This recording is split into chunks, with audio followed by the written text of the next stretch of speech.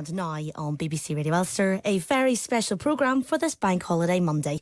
As part of their 40th birthday celebrations, the Undertones perform a unique concert and reflect on 4 decades of making music together. Stephen McCauley is your host for The Undertones at BBC.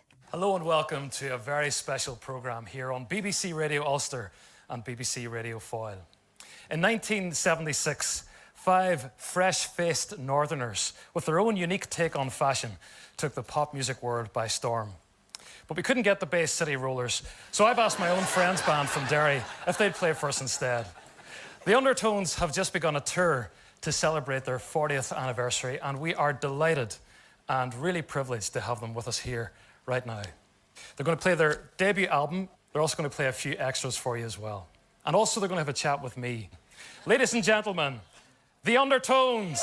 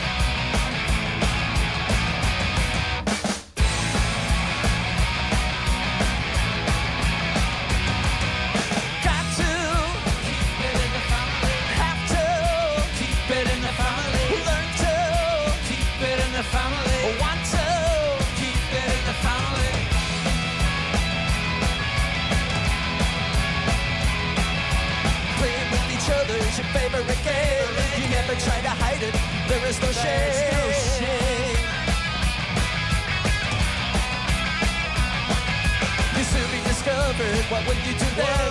Family entertainment will come to an end.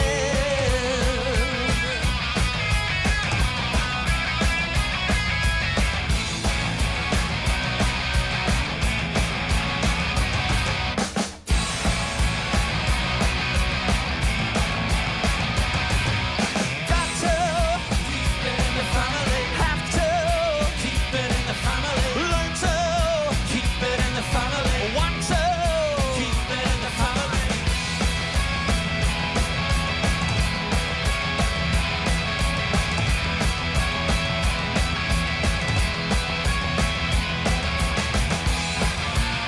in the family, keep it in the family, keep it in the family, keep it in the family, keep it in the family, keep it in the family.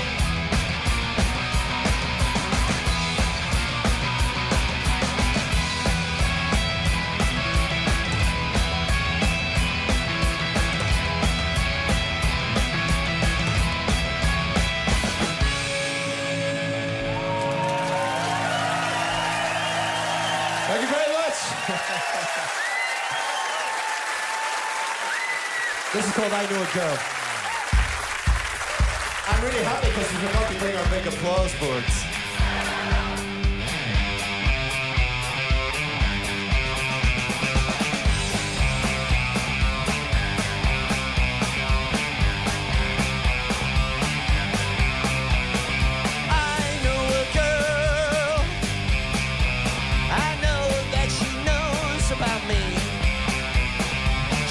Just a girl, I think that she knows how I feel.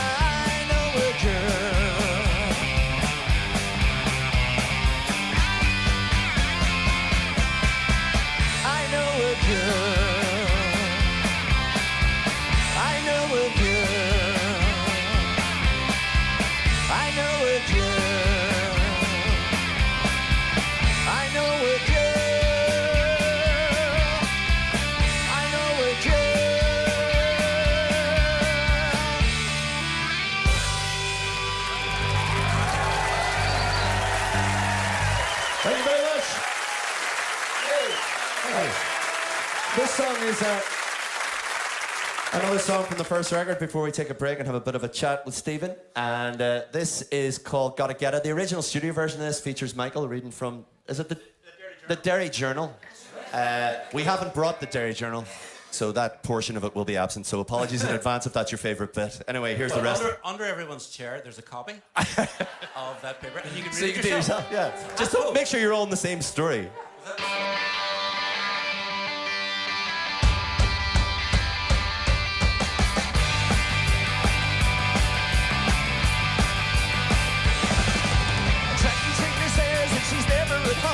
Cause when she's in the group, she knows she's never alone.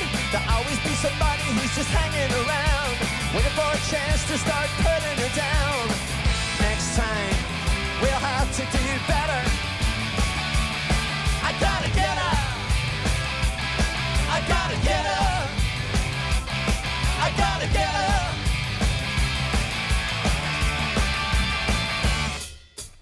Little Shady hides in the front of the car. He never learned to drive, he knows it's too late now. He changed the ignition on and it's ready to start. His car begins to move, he feels it falling apart. Next time, we'll have to do better. I gotta get her. I gotta get her. I gotta get her.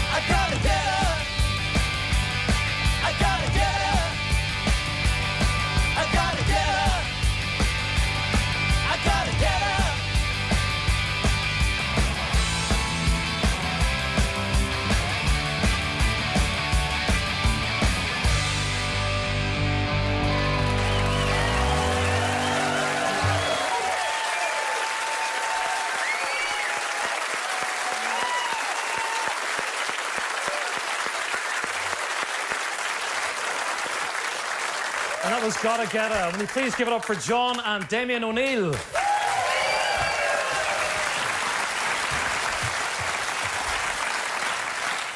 Well, first of all, guys, can you just say thank you so much for being here? It is absolutely brilliant. No problem. We're more welcome, Stephen. So take us right back to the start, because we're looking back at the first album. But go back even further, back before there was ever a band called the Undertones. Can you remember when music itself first kind of bit you, when it really, really captured your imagination?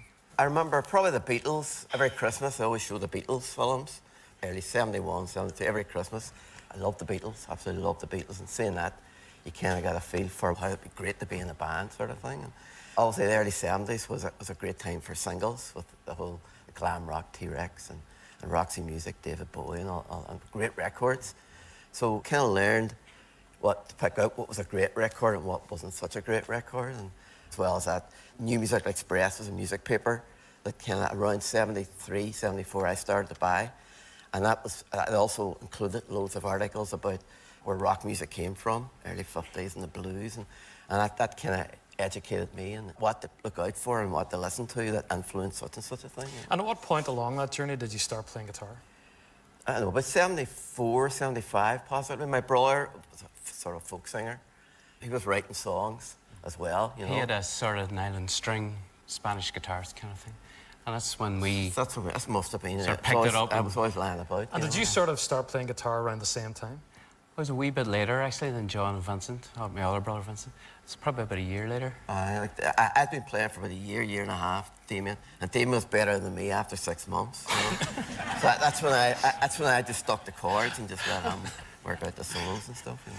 So how did the Undertones ever get together in the first place? How did that happen? I can't remember. Yes. Well, John and Billy were good friends, basically. And Vincent, our brother Vincent, Mickey Bradley was Vincent's best friend at school. So it was kind of through school, really. Those four got together first, then Fergal. Billy knew Fergal, because I think he was his second cousin or something. So then Fergal came in. And this is all convoluted, but Vincent eventually left, and I replaced him, Was that And voila. Was that tense in the O'Neill household whenever Vinny left and you took I don't over? know. I don't think it was. The only dodgy thing was Mickey didn't want me in the band and all that. He hated my guts. I was just the wee brother, you know. And just for the benefit of people listening at home, Mickey is nodding to that comment. So do you remember the first song that you actually wrote, John? I think it was I Told You So. Ended up being the B-side of Wednesday Week. Just really, again, that was around 76, and we loved Dr. Feelgood and the whole pub rock. Sort of slightly before punk happened, you know. I was just really trying to write a song that sounded a bit like that there, you know, 3 chords. Tell us how your house became headquarters for the Undertones. I think because we were closer to the town, so everybody, and also they all lived in hills, so we were kind of below sea level, and they were above. So they descended upon your house. Well, even literally? if you look at the cover, our house was just up the road from. We all played football together. And that was a park that was down in the front cover of the So first it's LP. like a 2-minute walk from our house. That was why it was appropriate we took that picture in the park, you know. Our house was just literally around the corner, just up, 200 yards up from the football. And did your parents object at all to the fact that there was a whole gang of you? No, we were lucky there. They were yeah. so encouraging, so encouraging, because, you know, there's loads of us always in the house drinking tea and watching television. Every day, like Mickey and Billy would be there virtually every day, and Fergal as well, so it was like a gang, you know. Yeah. And it seems that different parts of the house were really significant. You've got the pit upstairs. Pit. What was the pit? Tell us about Pit it. was my bedroom, me and Vinny's bedroom, actually, at the time. It was called the pit. The very top. The 3 of us our bedroom at one time. Oh, actually, aye. Before brother went to university. It was the equivalent of Derry's Brill building, basically. Well, we knocked out all those great songs. And you were writing songs in that room right up until the 3rd record, is that right? That's Or right. Near enough. Yeah, we were practicing up there as well before tours and Till stuff. after the 3rd record. There's been a suggestion that it should be turned into a museum now, an Undertones museum. Have you heard this? I think I heard a rumour.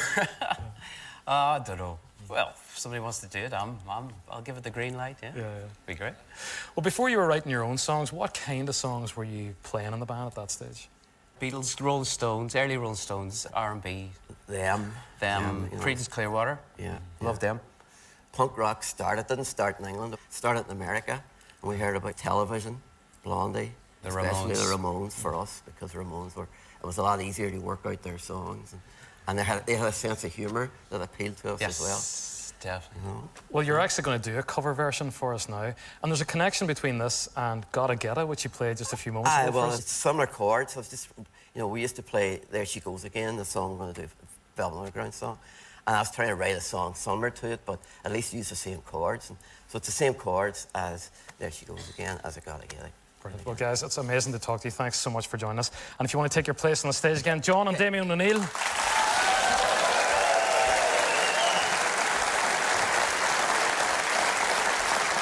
And as they mentioned, they're going to be covering a song which featured originally on the first Velvet Underground album in 1967, an album which changed the landscape for guitar music and is still changing it. This is the Undertones with their version of There She Goes Again.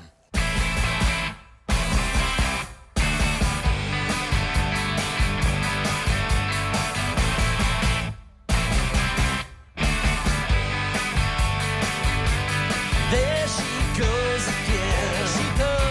She's out on the streets again. There she goes. She's down on her knees, my friend. There she goes. But you know she'll never ask you please again. There she goes. Now take a look, there's no tears in her eyes. She won't take it from just any guy. What can you do? There she goes. You see her walking on down the street. There she goes. Look at all your friends she's gonna meet. There she goes. Better hit her.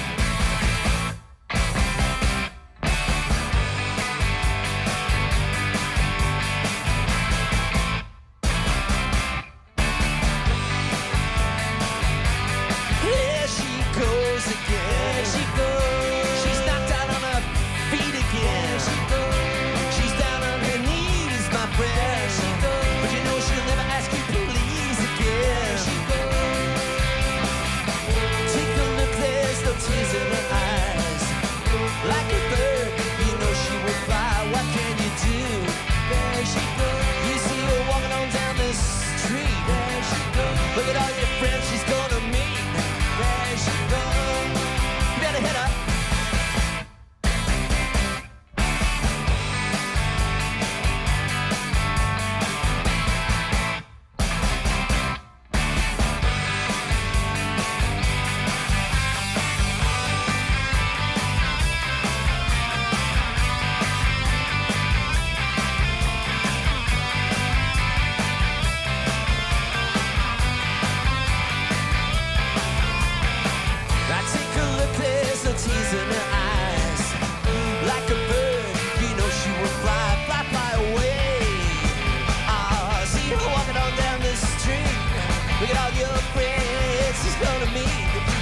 shot, she's gonna work it. She's gonna work it out. Bye bye. Bye bye bye bye bye bye bye bye, baby.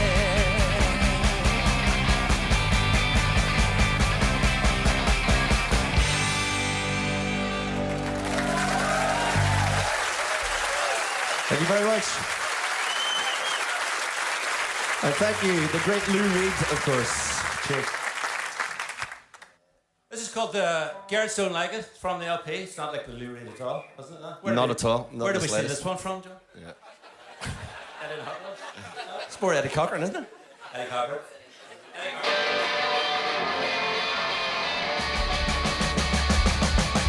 Here comes Eddie in a brand new car, driving like that he won't get far. Kissing in the backseat all the way home. You can't do that, you're on your own. What else can you do if the girls don't like you? What else can you do if the girls don't like you? Says he doesn't have nowhere else to go. No late night movies, no radio, just the TV switched up really loud. You know what I mean? Becomes part of the crowd. What else can you do if the girls don't like you? What else can you do if the girls don't like you?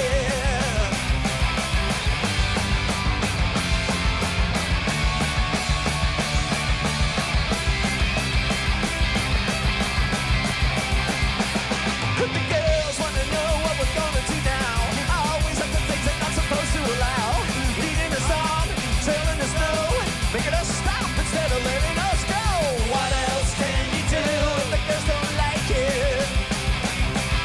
What else can you do if the girls don't like it? What else can you do if the girls don't like it? What else can you do if the girls don't like it?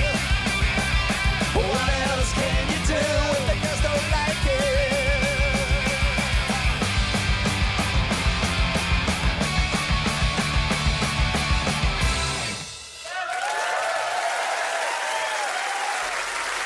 Thanks very much. That was a bit slower than usual. This is called She's a Runaround. Everybody remember Mike Reid and Runaround and all that? I don't think it's about that, is it? No, it's definitely not about that. But remember, no, well, it was a good show. Run around now. I thought he was great. He was like your favorite Cockney uncle.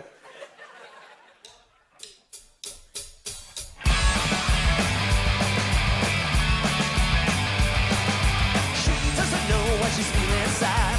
She'll never get what she's never had. She wants to leave home, but she can't get away. Always on the road every single day, 'cause she's a runaround. What a total disaster, she's a runaround. She got nothing to do, she's a runaround. Doesn't know what she's after, she's a runaround. She hasn't a clue. She wishes she could live in a world of her own, or go someplace where she's not known. She's not for here to do any good. Can't get the satisfaction she wishes she could, 'cause she's a runaround. What a total disaster, she's a runaround. Well, she got nothing to do, she's a runaround. Doesn't know what she's after, she's a runaround. She hasn't a clue.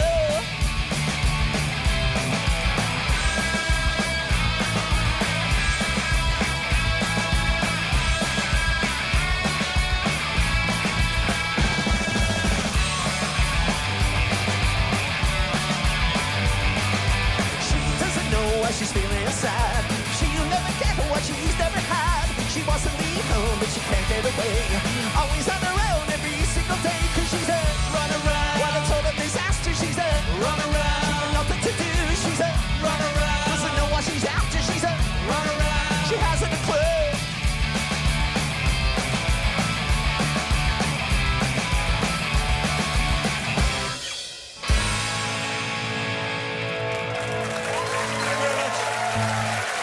Thank you.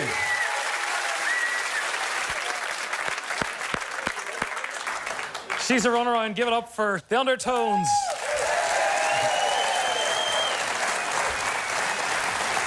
And also for Mickey Bradley and Billy Doherty.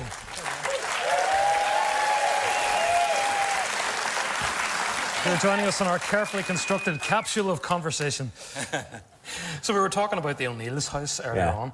What about Mrs. Sims' shed? Yeah. Why does that get a mention? Why is that important? Oh, God, it's very important because we had a place to rehearse and we basically stayed there for most of the summer of 76 76 and 77. We started off in O'Neill's house. Me and Billy basically lived there, you know. We were always in O'Neill's house, and then we got Sims's shed. Now, shed sounds like something, you know, you'd buy in B&Q or something. It wasn't. It was like an old brick outhouse, and we were upstairs on it. It's where Sparky the dog lived. That's true because... Sparky Sims. Sparky Sims, and Sparky was a female dog, and she had pups, but she had the pups in my bass drum, so we couldn't practice. So we had to wait for Sparky to have her pups and then leave, then we could practice. So because Sims's were... It's typical us, you know, it's a very complicated story. Basically, my brother was married to a tractor Sims, and my sister was going out with Paddy Sims, and it was Paddy Sims organising. But also, as well as that, Mrs. Sims used to teach Fergal singing just before the fish.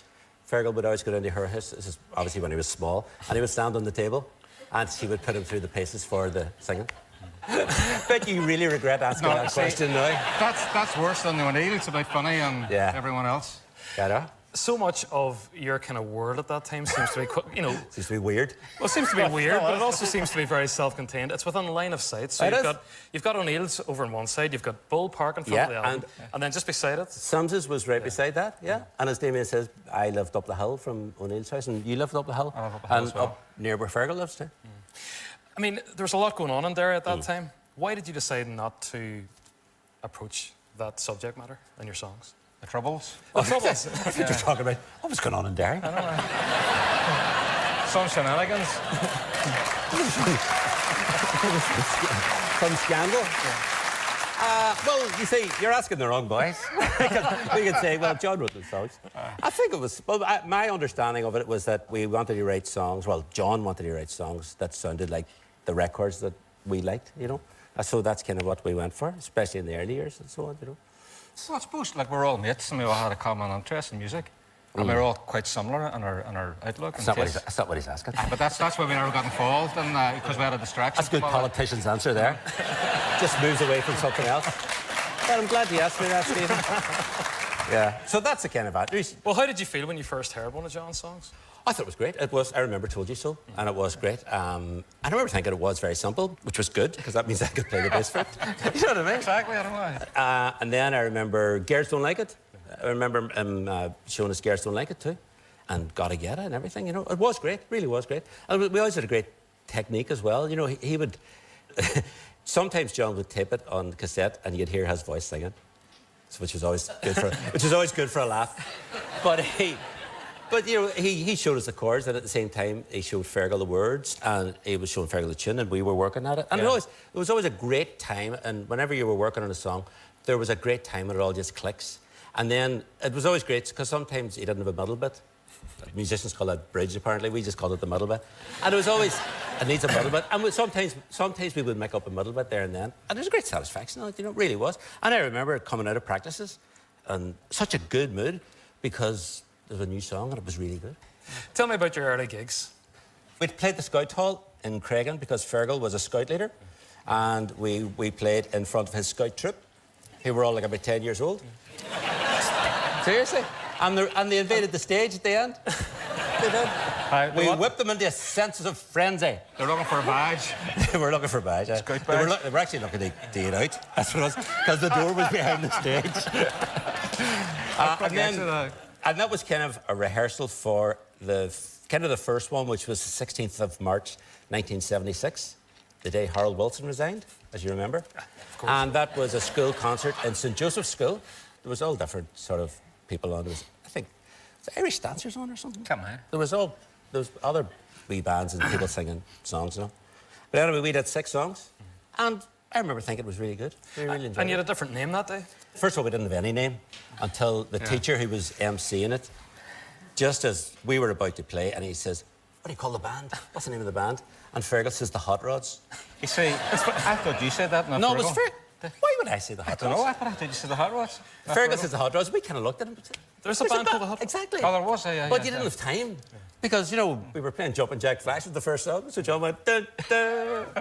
And then the second time, we were playing, a couple of weeks later, or a couple of months later, playing a youth club somewhere, and I'm nearly sure he called us Little Feet, which is the name of an American band. That's it. So we had to come up with a name that Fergal had never heard of. Well, where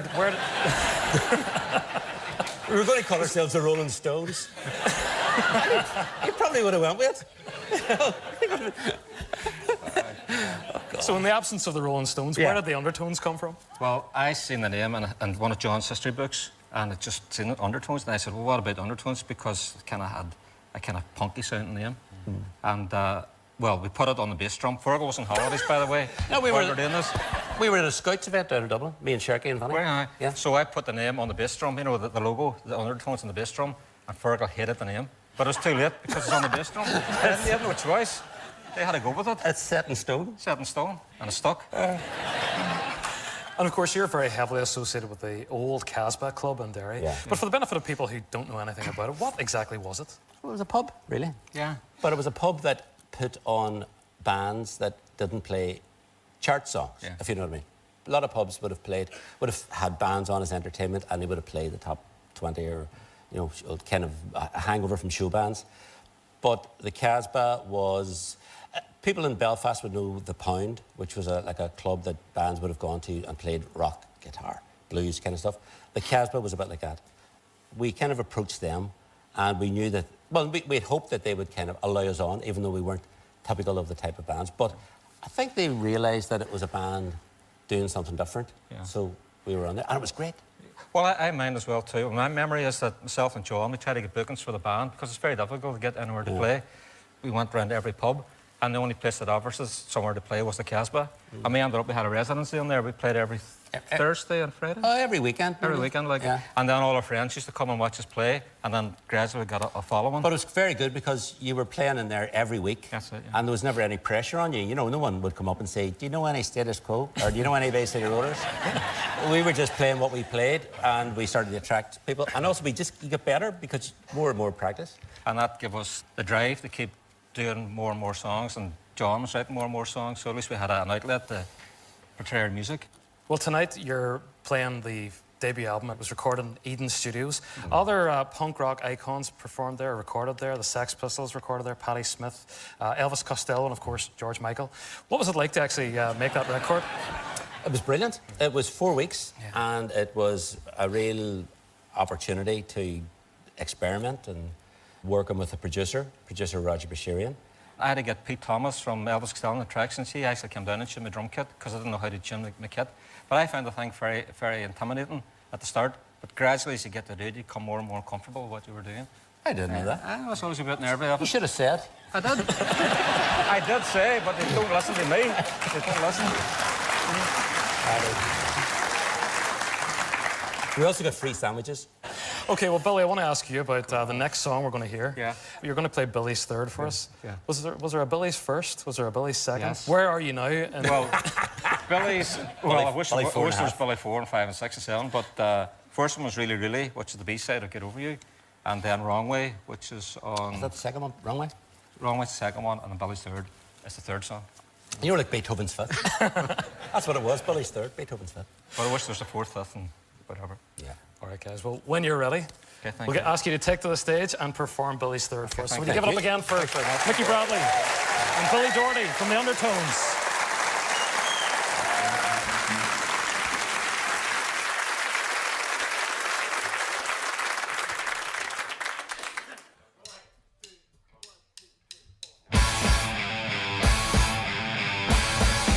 If you say no, it will break my heart in two.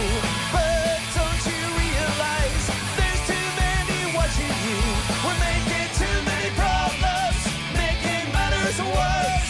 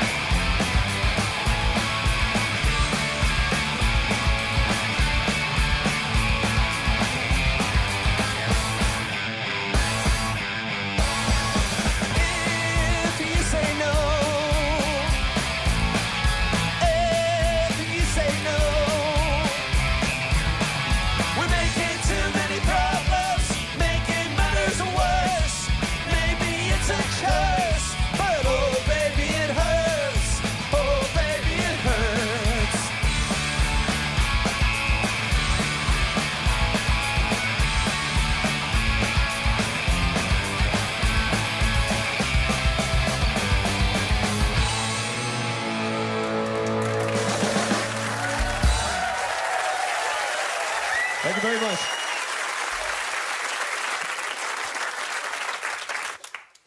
It's getting warm in here. I believe the summer may be coming. Ooh,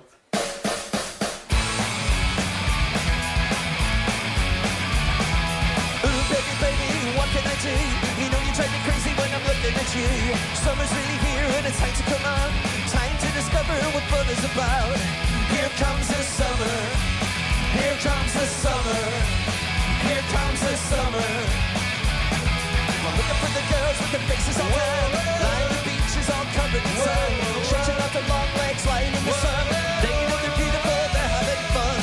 Here comes the summer. Here comes the summer. Here comes the summer.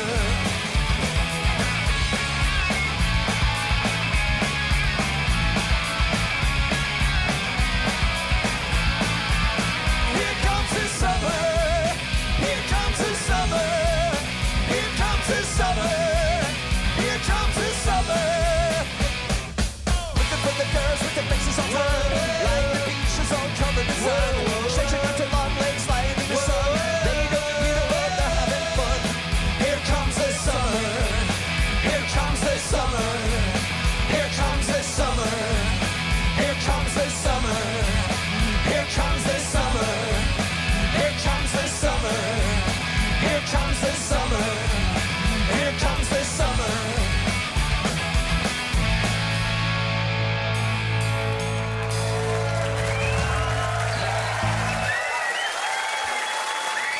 Thank you very much.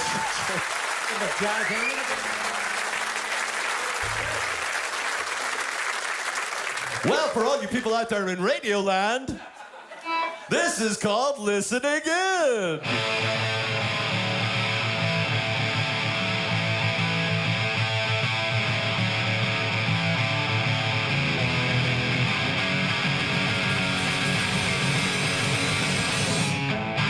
I was sitting on my own, no one there, so I picked up the phone. Then I heard your voice, I was listening in. You were talking in the phone. I wasn't there, but I heard it all. Nothing I could do, just I'm listening in. Listening in.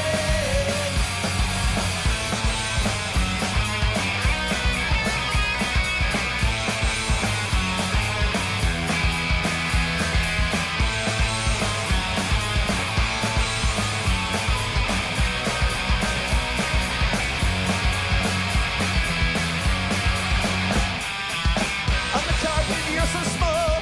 He's got you covered wall to wall. Nothing I can do, just I'm listening in. Listening in. Now you're gone and you're my stay. Nothing I can do instead. No more, no more, no more listening in. Listening in.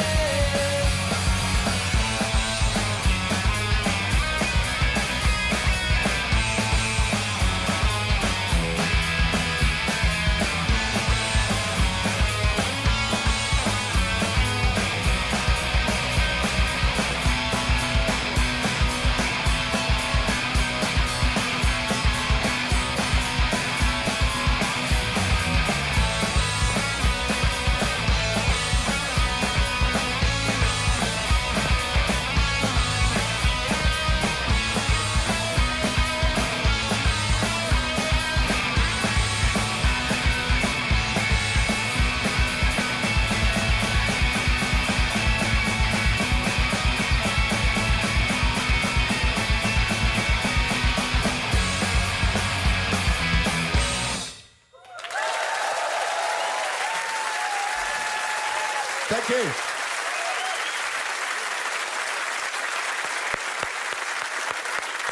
Listening in from the debut Undertones record. And will you please give it up for Paul McClune?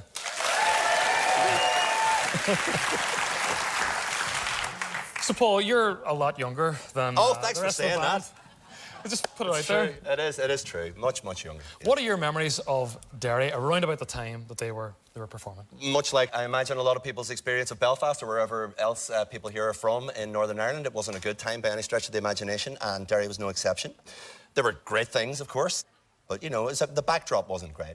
And they see a bunch of guys from your street. You know, you'd see them walking down your street and you'd see them up the town and whatever, and then you'd see them on Top of the Pops on Thursday night when you're 11. Like, boys from Derry didn't go on Top of the Pops, you know? So that was a big deal. That was a really big deal, especially for me. I was like a religiously addicted kid to pop music, you know, and I watched Top of the Pops without fail every week, and I loved music, and I was in love with music from when I was a toddler, as long as I can remember. So to see these guys that you would see at the weekend in town, and then they're on Top of the Pops, and you knew about them, everybody talked about the Undertones and whatever, and they were a local success story.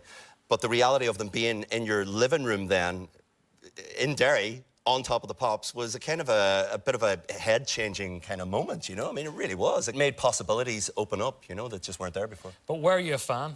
I was a huge fan, yeah. I loved the Undertones music. I was actually too young. I was frustratedly too young to go to gigs. I remember they were supposed to play a gig quite close to, a show. Yes, let's Sorry, just be very clear important about that. shows. They don't do gigs. We don't do gigs. We do shows. Anyway, they were doing a show quite close to where I was, or they were supposed to do this show, which actually ended up getting cancelled. But I remember having a big strop because I wasn't allowed to go because them punks would be there, you know.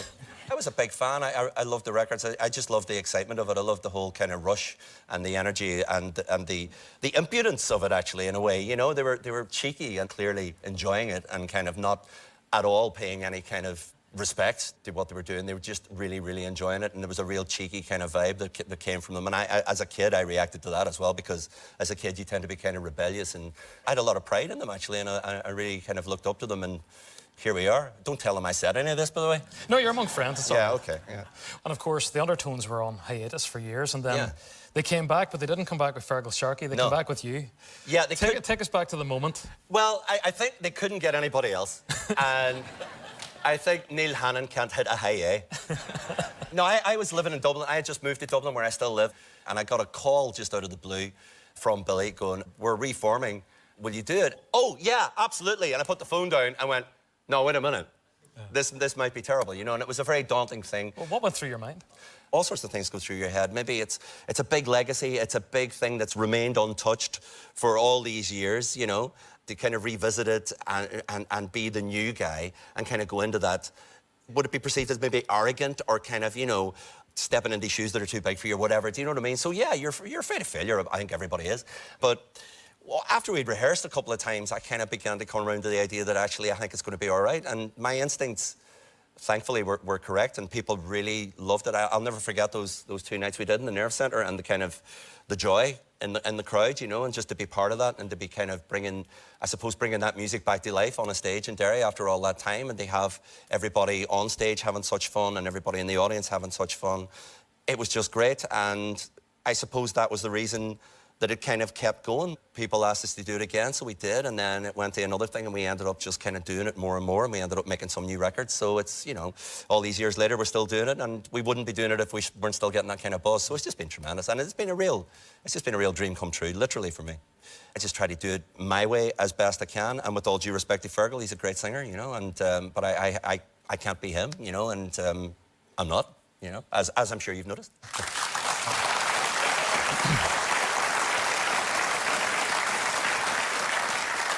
I heard that you once introduced the song Male Model by saying that you nearly became a male model. Is this true? Well, obviously. And can you and can you elaborate on that tale? I'd have made an excellent wristwatch model for Freeman's catalogue.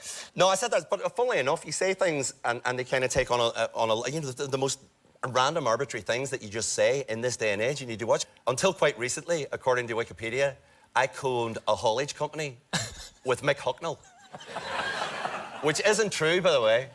In case any of you need any stuff taken around the country, but you know, that. I wish it were, because I actually think it would be great. You know, Mick and I in the lorry What's business. it like? You know, so I mean, that's true. That only came to. I didn't challenge it. I left it there because I just thought it was hilarious. And I actually had people asking me in all seriousness, "Do you really own a haulage company with Mick Hucknall?" And I'd be like, "Yeah, of course." So yeah, I missed the boat, but I don't know. There might be still a market out there for mature, slightly overweight models. Well, Paul, it's been great chatting to you. When you're Thank ready, you. take to the stage. And, Thank you very much. Thank you very much indeed. Yes, Paul McClune, ladies and gentlemen.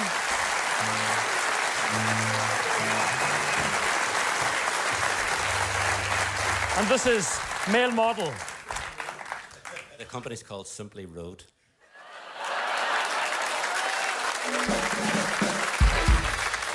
Michael Bradley.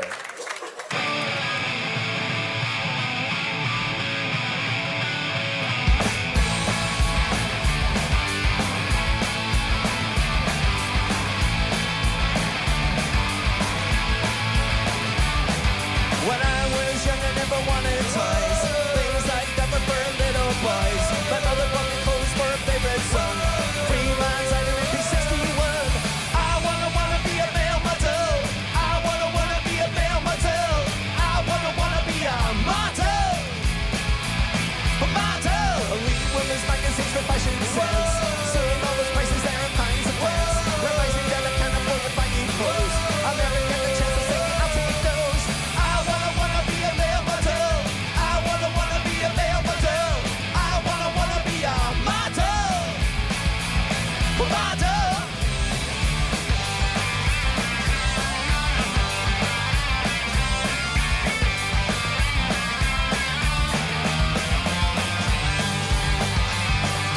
Fed up wearing things second-hand. Color once belonged to another man.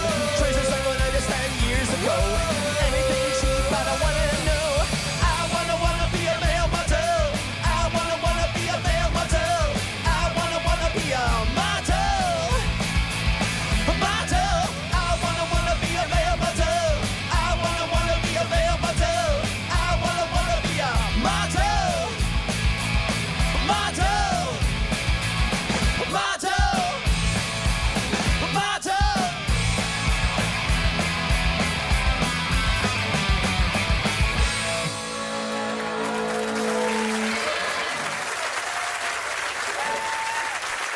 Thank you.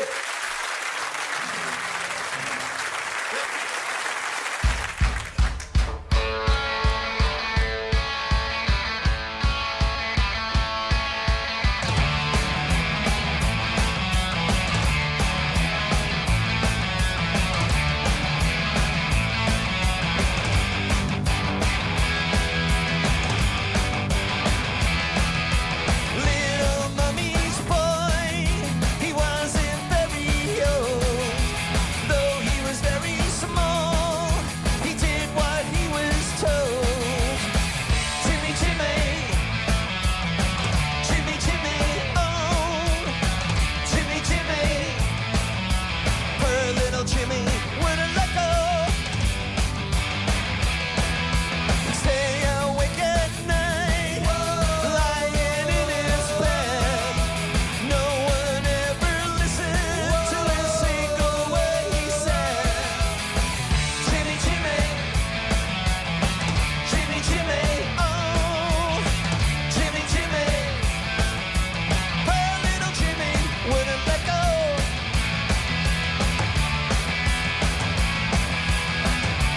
Silly boy, silly boy, silly boy, such a silly boy.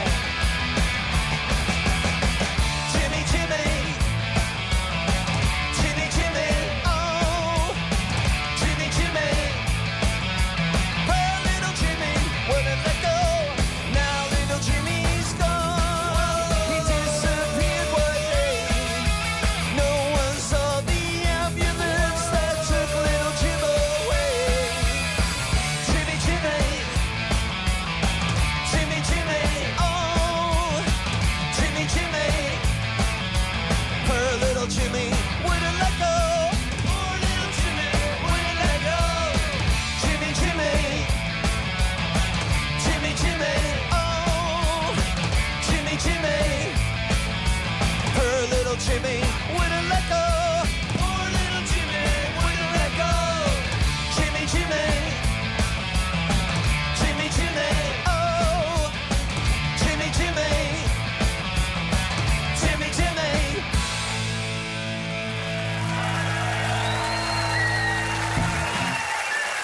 Thank you very much indeed. Thank you.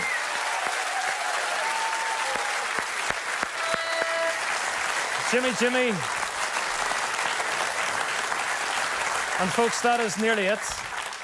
But September 28th, 1978 will always be a red letter day for the band. This is what happened.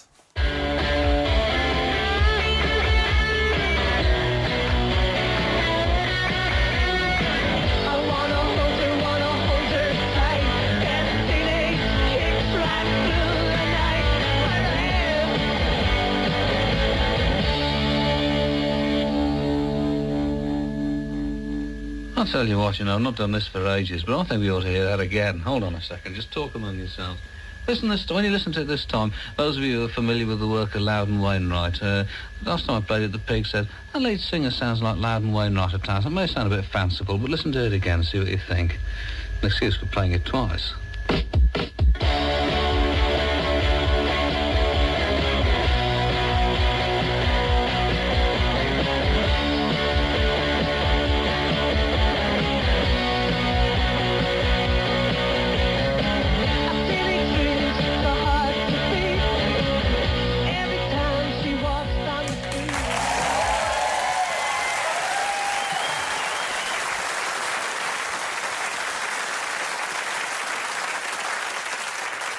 So, do you remember where you were when you heard John Peel play Teenage Kicks twice? It was our HQ house, of course.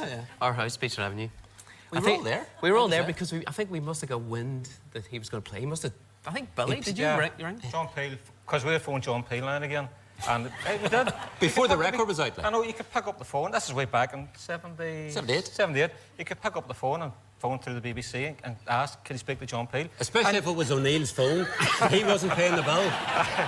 They had a Just ought to say 50p. that. In fact, they put 50p under the Phone machine. bill? No, it wasn't a 50p, no. That's not But, the meter, that's but it wasn't the your meter. house, like. I know. But you could say through to John Peel, and anyway, whenever John Peel got the record, we checked with John Peel to see that he got it, and he did, and he said he was going to play it on a Monday, I think it was, but we didn't know what time, but we knew he was going to play it, so we all huddled around the radio to hear it. John, do you remember writing Teenage Kicks? Kinda, you know, at that time, it wasn't any more special song than any other song to us at the time, I don't think, you know, so... Well, can you tell us how it came together? Probably stealing off something else, as usual. We all stole. Which Crystals or something was it, or...? As you can hear from a lot of the songs I wrote in that first LP, I really was loving the early rock and roll stuff anyway. You can hear references to Diana and the Belmonts, She's a Runaround, or Eddie Cochran and Garrett's Don't Like It and stuff. And Teenage Kicks was another one of those early, trying to write an early rock and roll song, really, I suppose.